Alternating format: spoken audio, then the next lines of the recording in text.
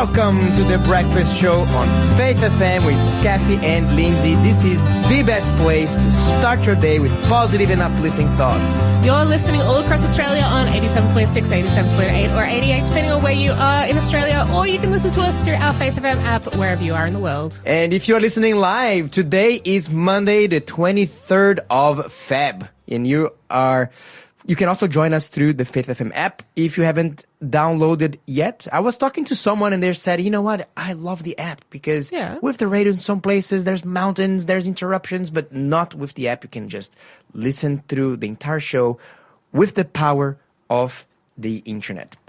And I am going to start by sharing my gratitudes today.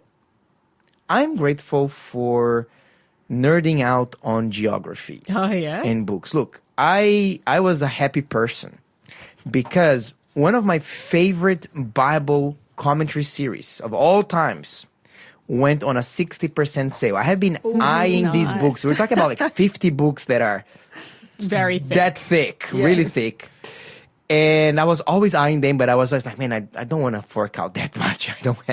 And then by a random chance, I was looking on their website. It's like, wow, they're like 60% off. That's a nice discount. That was a very nice discount. Yeah. And as I was, just checking out my new collection, it was all online books, it's virtual books. Mm-hmm. But as I was looking, there's like an atlas.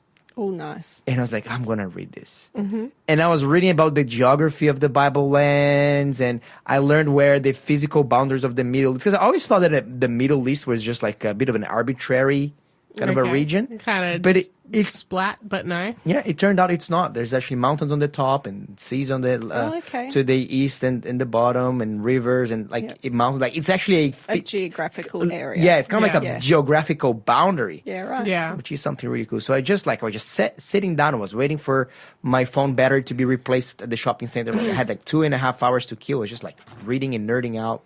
Nice. On Middle Eastern geography, and man, that was amazing. What about you, Lindsay? What are you grateful for? I am grateful for the people at the Pathfinder Leadership Award training. They were a really good bunch to hang out with this past weekend, learning how to be leaders in local settings with young people, teaching them how to get closer to God, and also teaching them how to do really practical things like going camping and tying knots. And, that is really cool. Yeah. I actually have been to that exact same camp, but last year. Okay. And I was so blessed by it. So I can see why you would be grateful for that. So and what about you, producer Sandy? What are you grateful for?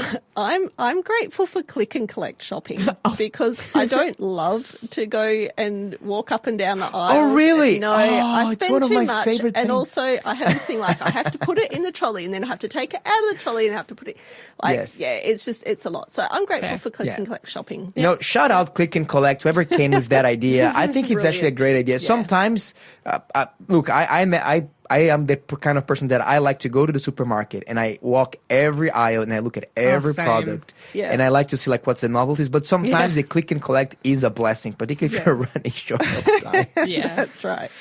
Very wonderful. Okay, we have a great show ahead of us because today is going to be the day where Joseph and Jacob are going to have their re-encounter. They'll be reunited. We're going to be listening. We're going to be reading that story in the book of Genesis, in the story of Joseph. We are also going to be talking about the interview from Ahmed Al-Ahmed. Do you know who he is? He's that hero that tackled down the Bondi shooter that guy. last year on December 14. Yeah. And he came out in with his first public interview, and I think he said some really, really amazing things. You're listening to the Breakfast Show podcast on Faith FM. Positively different. We're now going to have a quiz question, so play along with us. The first quiz question of today's show, and I would like to ask my friend Sandy here to serve us quiz number 1. Quiz number 1. In which compartment of the sanctuary was the table of showbread? In which compartment of the sanctuary was the table of showbread? Was it in the courtyard, the holy place, or the most holy place? Lindsay's got it. Nice and fast this morning. And yes, Skafy has it as well. Exodus 26:33 to 35, you can read about the table of showbread. In which compartment of the sanctuary, was the table of showbread? 0491064669. Please message us and tell us what you think the answer is. Yes, the reason of the giggles is because I'm using economy of words. Or letters, characters. I just responded with 2 letters. Maybe this is a hint. I don't know. But I did.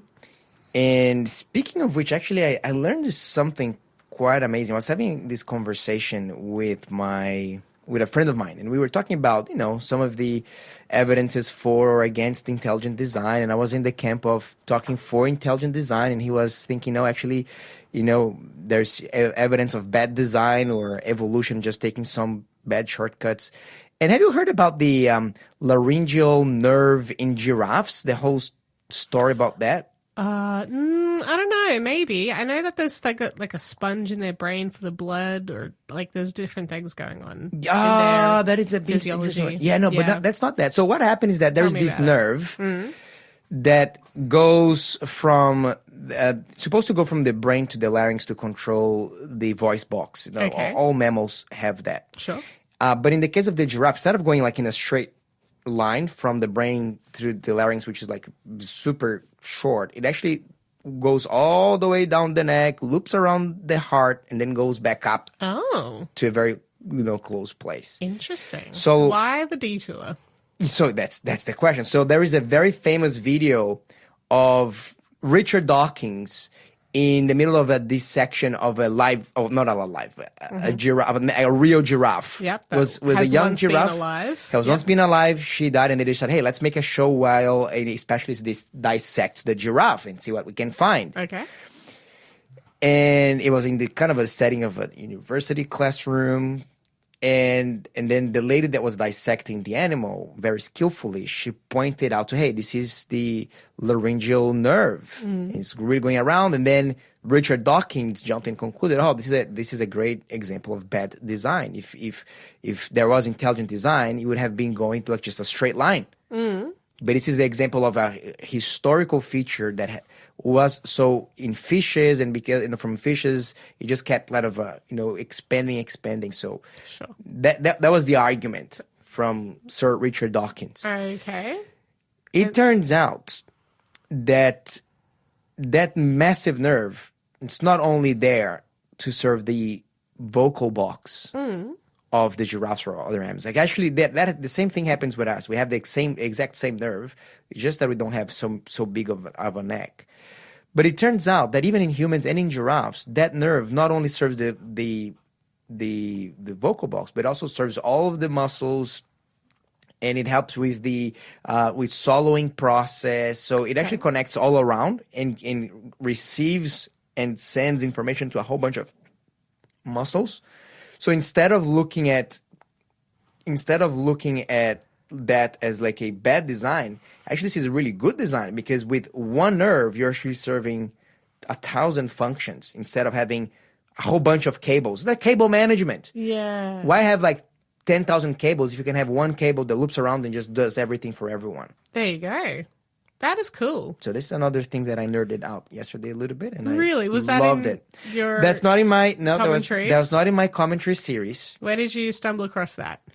So I was talking to my friend. You were talking to your friend. I went for a bike ride. I Sure. cycled for 50 kilometers yesterday, so it was Oh, a nice, wow. What nice an little effort. cycle. Yeah, it was brilliant. Nice little cycle. Yeah, you didn't catch me doing a little cycle that little. Yeah. Yeah, it was fun. We went to a beautiful place. We were chatting. We were talking about God and things. We were talking about aliens, the whole shebang. Barack Obama thing. And What? yes, because you weren't here. I wasn't here. No, Barack Obama, like he was asked in an interview in a podcast. Are you an alien? No, it's like, do aliens exist? Oh, okay. And for the first time ever in the history, an American president said, oh, yeah, they do exist. Rightio. And then you can tell heard that about Barack was in damage control mode, and he was like, but look, I've never seen them, And I'm pretty sure that what's the name of that place again? I think Area 51. Yeah, that's the place. Well, there's definitely nothing there. We don't have any spaceships, any advanced to see technology. No bodies. Move along. Unless there's a massive conspiracy against the president of the United States, and the president doesn't know. And then over the How did I miss this? This is epic. This is epic. And then the internet was having a meltdown over that. Oh wow! And then President Trump came in these. In Air Force One, and he was asked about it, and he says the reporter was asking, "Hey, President Trump, Barack Obama said that aliens are real. What do you think?" And then Donald Trump says, "Look, Barack Obama told you a confidential information that it's classified, it's national security. He shouldn't be saying any of that." Oh wow! Okay. But then he said, "I haven't seen them." And he kind of also tried to dismiss it, but he kind of made it seem like, hey. What Barack was saying is just like, yeah, it's true, and he shouldn't have been revealing that information. Right. So we started talking about aliens because of that. I said, hey, why do you think about aliens? And I was sharing with him like, what does the Bible say about aliens? Because it's not a few things, it's actually a lot. Yeah. And so the conversation went for about 50 kilometers. There you go. Right. Right. Yeah. It's one way to keep pedaling. That's right. Yeah. Keep talking, keep pedaling. Oh That's wow. Okay, well, let's open up the Bible in our beloved book of Genesis, shall we? So we're in the book of Genesis, we're in chapter 46, and we're going to be reading from verse 4. This is the last verse that we read here on Friday. So, Lindsay Loop, would you please read for us from verse 4? Lindsay who? Yeah. Oh my. Verse 4 says, I will go down with you to Egypt, and I will also surely bring you up again, and Joseph will put his hand on your eyes. Who's speaking here? Is this God speaking? This is God speaking to Jacob. Yeah. Okay, so he's having a prayer. He's chatting with God. God is saying, I will take you down to Egypt. I will also surely bring you up again, and Joseph will put his hand on your eyes. That's an interesting thing to say. It is. Why is he saying put his hand on your eyes? Yes, look, it's kind of, I think that this is, God is saying to Jacob, because one of the worst things that can happen in this life to a parent is to have a child, losing a child to death. Yeah. And Jacob was there, but God was assuring him, Joseph is not going to be taken from you again. You are actually going to die, and Joseph will be with you. You're not going to be. Yeah. You're not going. He's not going to be dying before you. Yeah, he's gonna. You're never going to have to suffer this tragedy, this loss ever again. You're going to die in his presence. He's going to be right there by your side. Yeah. So you're you're going to have him all the days of your life. He's going to be with you. Oh, that's nice. And we made a little application that how that's also the case with Jesus. The Bible, it's almost like God saying, "Hey, I will go down with you to Egypt," or when God calls us, He says, "I will go down with you all the way into wherever I send you until the second coming of Jesus, and I'll be bringing you up again, back to the promised land, and Jesus will close your eyes," meaning Jesus will be right beside you every single step of the way. Isn't that an amazing promise? Yeah, no, so good. So let's go verse 5. Thanks for answering that for me. Then Jacob arose from Beersheba, and the sons of Israel carried their father Jacob, their little ones and their wives, in the carts which Pharaoh had sent to carry him. So they took their livestock and their goods, and which they had acquired in the land of Canaan, and went to Egypt, Jacob and all his descendants with him, his sons and his sons' sons, his daughters and his sons' daughters, and all his descendants he brought with him to Egypt.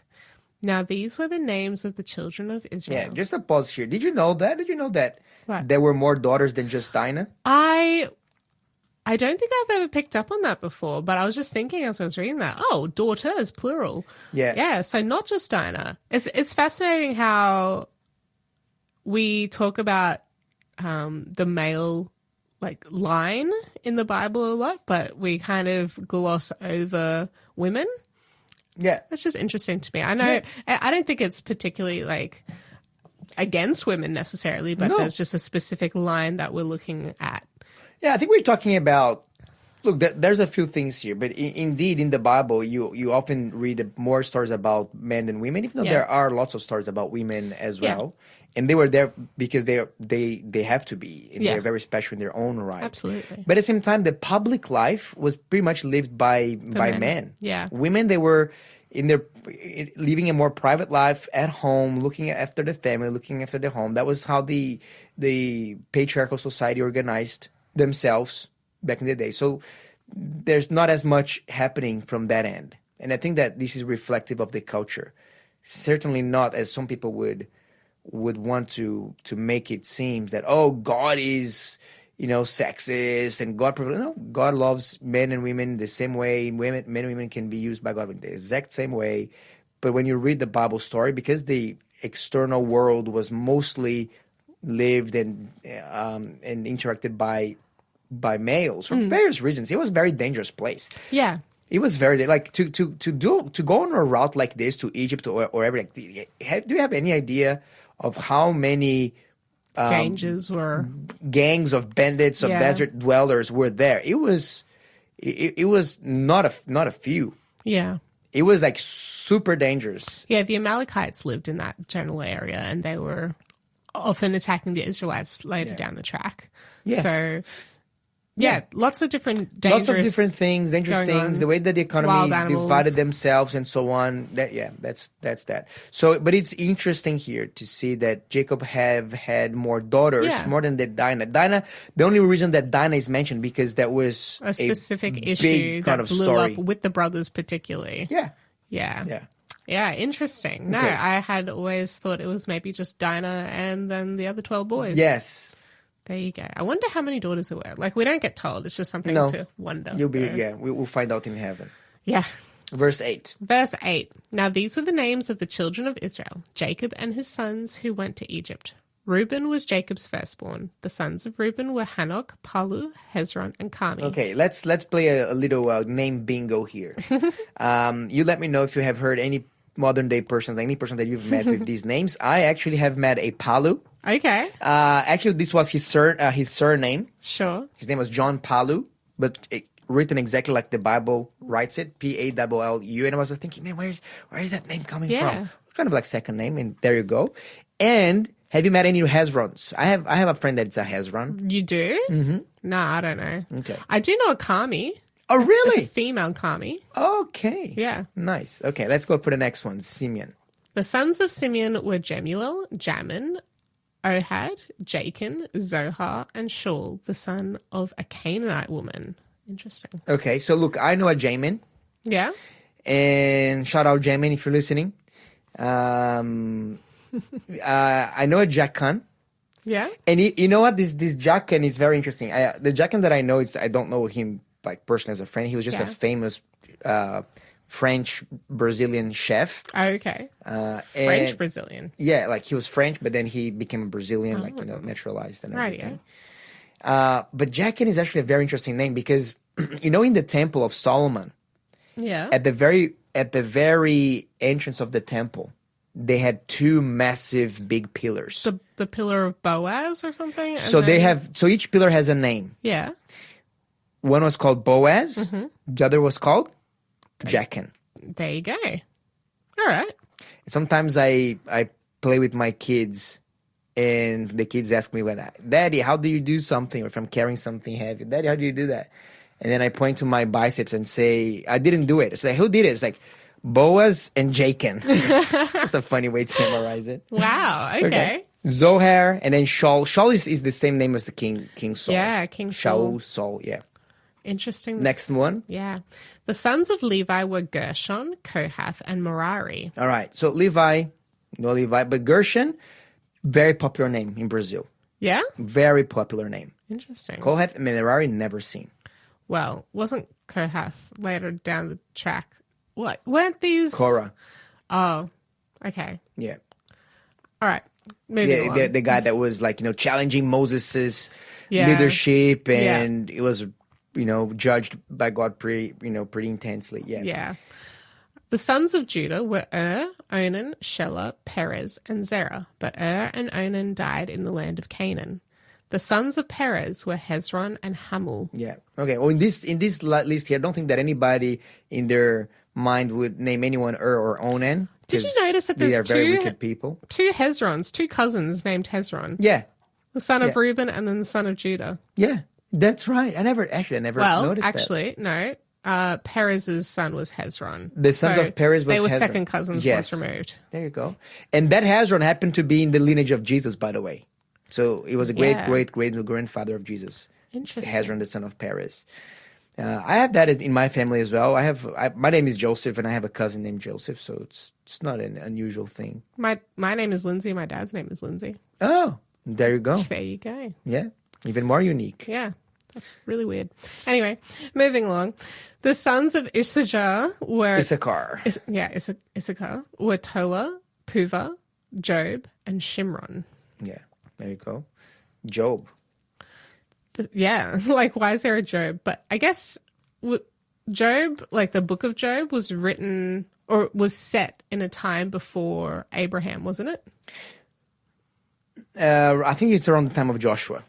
Right? Yeah. Really? Mm-hmm. Oh, okay. You're listening to the Breakfast Show podcast on Faith FM. Positively different.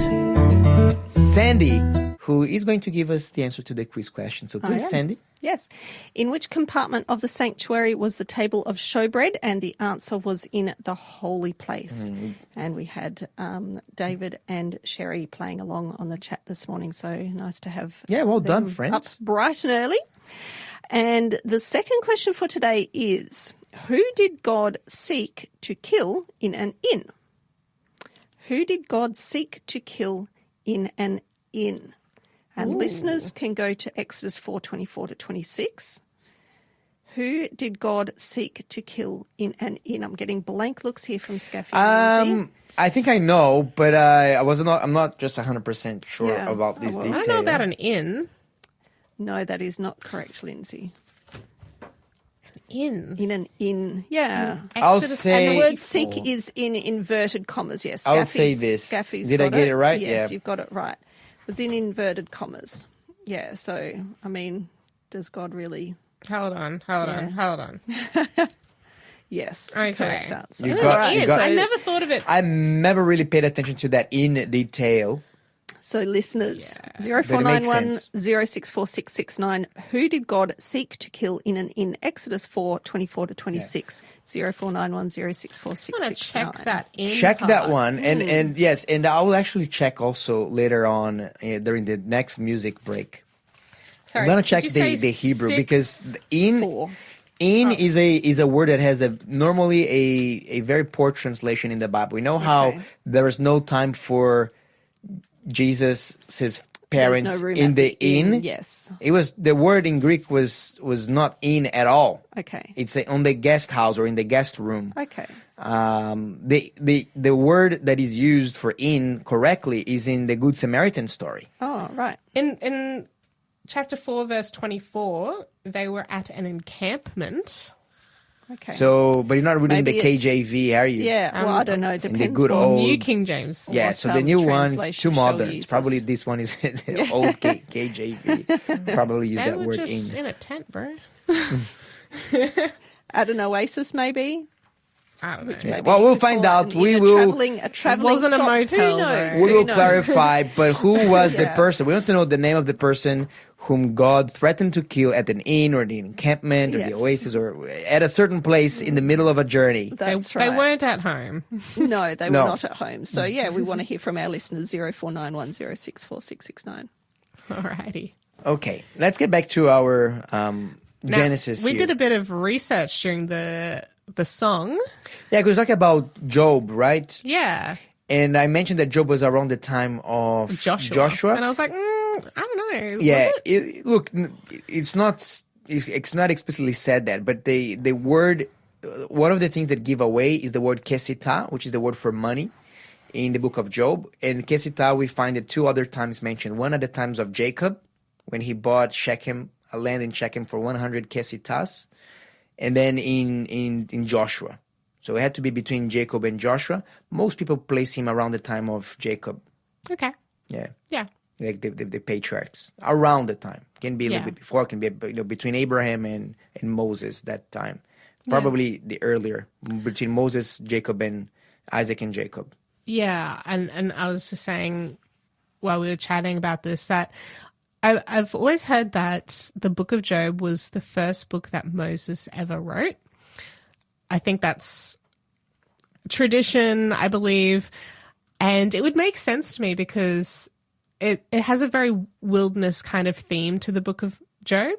And I believe Moses would have written that during his time while he's 40 years in the wilderness in his exile from Egypt before being sent back to Egypt for the Exodus, like in a time of processing, hey, I've come from a lot and now I've got nothing. And also what is God going to do to restore? Interesting. Yeah. That's an interesting theme. That being said, it's not the same name as Job. This is why it's in Hebrew we're talking about two different names here. Okay. This Job or Job Yeah. in your translation, that is one of the sons of Issachar. Yeah. In Hebrew his name is Job, Yeah. but the Job of the book of Job, his name in Hebrew is Ayub. Okay. Yeah, or Eyub. Yeah, it's Similar in names, English but- it's similar, Yeah. but different. And we It's interesting that it wouldn't be Eyub. completely well transliterated because, like, we have, I don't know, random names in the Bible that we've translated across, like Ehud and all these different, just wonky sounding words. So I don't know why they wouldn't just make it. different. Well, in my Eyud translation here it and says Yob. they call him Job, just I think to differentiate between Yeah. Job and Yeah, definitely the person that guy. we're talking about in this lineage It's not here. Job It's the not the Job. same guy, No. but it's interesting to be named after, Yeah. potentially. A very All right, now important person. next one. There's a very famous name here. I'll see if you can find out. Verse 14. Verse 14, we've got the sons of Zebulun were Sered, Elon, and Jaleel. I saw Sorry, any this famous recently. name here? Elon Musk. Elon Musk. It's named after one of. He's in the tribe of Zebulun. I feel like Elon is also even earlier, like during the lineages of like right after the flood. I'm pretty sure I saw that there recently. Oh, okay. Yeah, I could be wrong. Maybe I saw it here, but there you go. Interesting. These are the sons of Leah, whom she bore to Jacob in Paddan Aram. There was just that you mentioned that there is another earlier Elon. The first Yeah. time that an Elon was mentioned in the Bible, it's in Genesis 26 verse 34, about the marriage of Esau.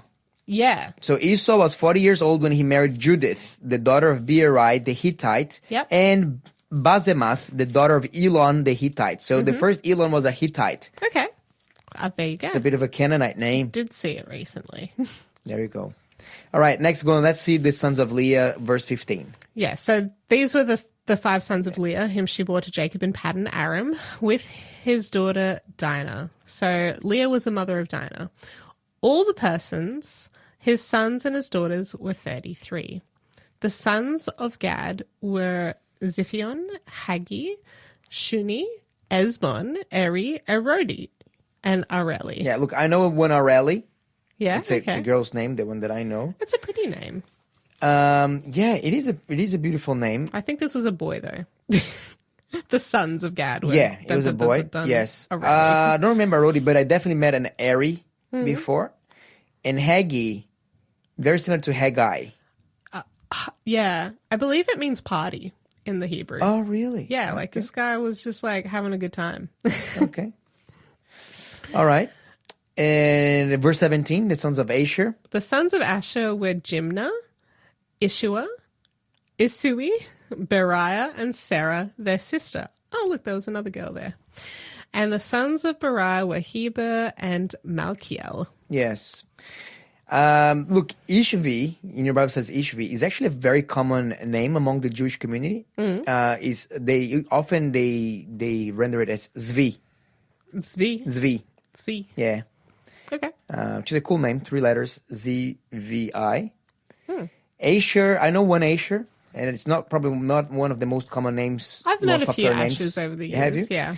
And then Heber. Heber is super common. I know at least 2 or 3 Hebers. There you go. Okay, let's go to verse 18. These were the sons of Zilpah, whom Laban gave to Leah, his daughter. And these she bore to Jacob 16 persons. So Zilpah was one of the handmaids that was one of Jacob's concubines. The sons of Rachel, Jacob's wife, were Joseph and Benjamin. And to Joseph in the land of Egypt were born Manasseh and Ephraim, whom Asenath, the daughter of Potipharah, priest of On, bore to him.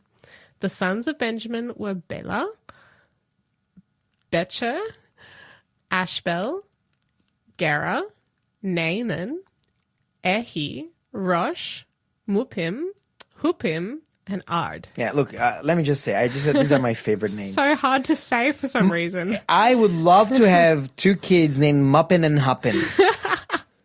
Imagine calling them Muppin and Huppin. Come in. Hop on. Muppin and Huppin. That's so hard to say. I wonder if they were twins. Yeah, I think you can do like a bit of a tongue twister here. Muppin and Huppin, we're eating some muffins. Muppin and Huppin are epic names. Dear. Bila, well, I know Bila's, they usually do like use that as a female name these days. Then, now, I was shocked to find out there was a Naaman that was the son of Benjamin. Because Naaman is the name of a quite famous Syrian, or was he Assyrian or Syrian? Look, I always confound between the two. If One it's of an those. Assyrian or a Syrian, but It was yes. a guy. I think it was He's a general. Syrian during the time of the kings, much later on, and he was the guy with leprosy. He came to get healed. He heard about a god of Israel, the enemy people, That's that right. could heal him because of his little Israelite slave girl who lived in his household. And she was like, hey, if you go down there, there's a prophet who can heal you. And he was like, okay, let's go. Nothing else is working. And had a whole little adventure. Good memory. Yeah. Yeah, absolutely. That's him. There you And go. then Rosh. Rosh is a very interesting name because it means head Okay. or first. Oh, Yeah, Interesting. leader. but he's like fourth last. Yes. All right, let's go for verse 22. Let's see more names. These were the sons of Rachel, who were born to Jacob, 14 persons in all. The son of Dan was Hushim. The sons of Naphtali were Jaziel, Guni, Jezer, and Shillem. These were the sons of Bilhah, whom Laban gave to Rachel, his daughter, and she bore these to Jacob, 7 persons in all. I find it really interesting that we're not talking about the sons in order of birth or anything like that. We're talking about them in order of Leah, then Leah's servant, then Rachel, Then Rachel's and then maid. Rachel's servant. It's completely non-chronological or anything. Not chronological. And it's also not even in order of like favorite wife but there is the most important sons, I guess, as far as Judah being born to Leah. That comes in the first section. Yeah. But the other very important son in this story, Joseph, is born to Rachel. And that's like the second last section of the 4 that we're looking at. Yeah. It's so I don't understand why It's how a bit this of is being written. apparently it's a random order. I don't know either. It's so weird. What's that order here? But it's very interesting. That was a nice catch. Yeah. Very interesting. Yeah.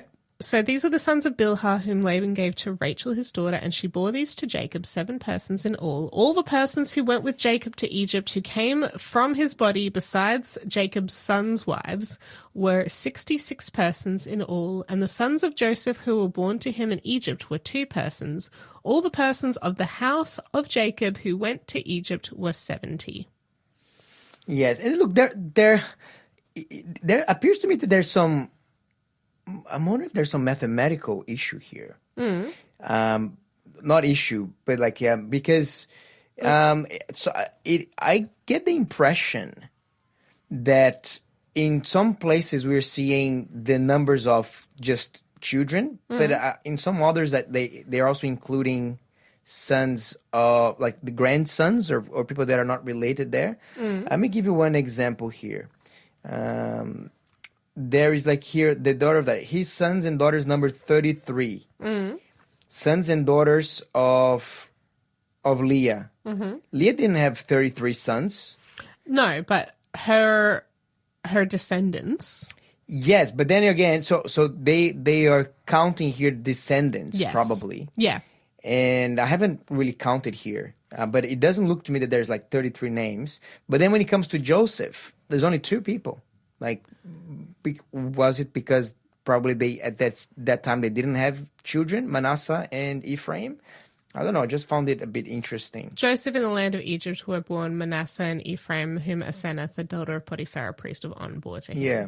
So yeah, they only had 2 kids, and him and his wife, that's 4 of them. So of this, like there were 66 people who came across plus them 4, that was 70 persons. Yeah, but I think this is the important thing here in this passage. This number 70, because 70 is a big number in the Bible. Yeah. So 70 were the number of total Israelites, son of Abraham's descendants of Abraham, that went to Egypt to then multiply, be fruitful, and occupy the land of Goshen. 70 was also the name of elders in Israel. That when Moses was delegating some of his attributes and functions, there were like 70 elders in Israel. So that's another interesting number there. So that's down the track. Then Jesus, he had the 12 disciples, but then the next number would be the 70. 70 disciples that he sent out. Yeah. Yes. So Interesting it is an number. interesting name. It's number. It's kind of like this is almost like the number of this is the minimum big collective. Sure. So when you're talking about Jesus' disciples, we often think about the 12, but about often talks to them in terms of the 70. And in the same way that when in the story of the sons of Jacob, the son of Israel, they also started as 70. Yeah. It's almost like Jesus is saying here, hey, these are the people that went to the land of Egypt. Now we're talking about the land of spiritual Egypt, like into the world Yeah. to proclaim the gospel. They were also 70. So I think there's an interesting parallel here. That is interesting. Yeah. Another thing that I see here is just, we were talking about Joseph and how many kids he has. We also got to remember that Joseph was a slave and was in prison for about 13 years of his life from the age of 17 to 30-ish. And then he got married after that point and could start having children then. So his younger brother, Benjamin, would have had a much bigger head start on him as far as having kids, and obviously his older brothers and sisters and whoever else, they would have been having kids and grandkids by this point already by the time that Joseph's even gets started. So there's a few things to keep in mind there as well. Very good. You're listening to the Breakfast Show podcast on Faith FM. Positively different. We've been talking about names and actually have a really cool resource to give away today. It is a comprehensive dictionary of Bible names. There's more than 2,500 Bible and Bible-related proper names. It's a dictionary that is known as the Hitchcock's New and Complete Analysis of the Holy Bible. This was actually published a long time ago in the late 1800s. So people back then were pretty interested in names. So if you'd like to get that resource, you can text me here and I'll send you the link for it. So 0491 064 669 #names. If this is something that you're interested on, you have that, and then you can just look at the names and see what they mean and find some interesting information there. Give me some names here and I'll give you the meanings. Lindsay, tell me some of the names that we read. What about hopping and muppin, for example? Yeah, look up muppin and hoopin. So hoopin means the seashore. Okay. It's a nice little That's name. nice. He could be one of our producers here at the radio station. Yeah, we have a bit of a... Shell. We have a theme Yeah, going. we have shells, we have sandies. We can have a hupim as well. And Mr. Mupim means out of the mouth or a covering. Wow. So it's a bit of a interesting name. Yeah. Okay. What about a roadie?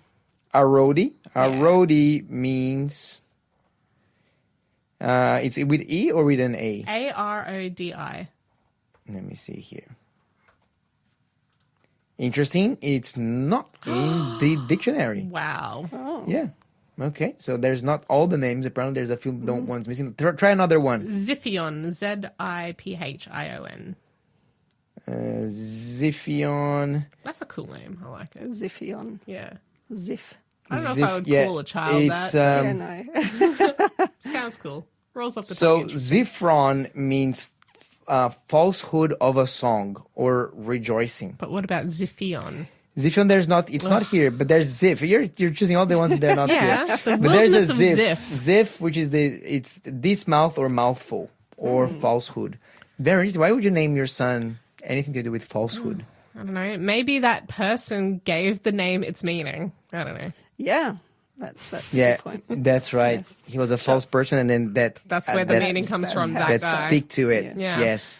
Shall I give the answer to the quiz question? Let's get the answer to the Yeah. quiz question. Okay, so the person that God sought to kill in an inn or an encampment was Moses. Yep. He was cranky with Moses because he hadn't circumcised his son. So Yep. he's like, righto, we're doing this. If you're going to go and we're having a fight. liberate the slaves from Yes, Egypt, you, you need to better have that covenant with me. Yeah. gotta Yeah. do things in the right order. That's right. Moses, you are going to be writing my law that says to everyone that they need to be circumcised. And you haven't So you need circumcised to your own practice what you sons. preach. So Yeah. that's right. So if you're going to be my leader, you better, put your house in order. Because I don't want leaders that are hypocrites. Yeah. That's part of Yep. my people. That's not going to happen. So yeah, so Zipporah had to do the deed and save her husband's life. Yeah. Yeah. She didn't like it at all. I don't think she did. Thanks for being a part of the Faith FM family. Join our community on Facebook or get in touch at 1-800-FAITH-FM.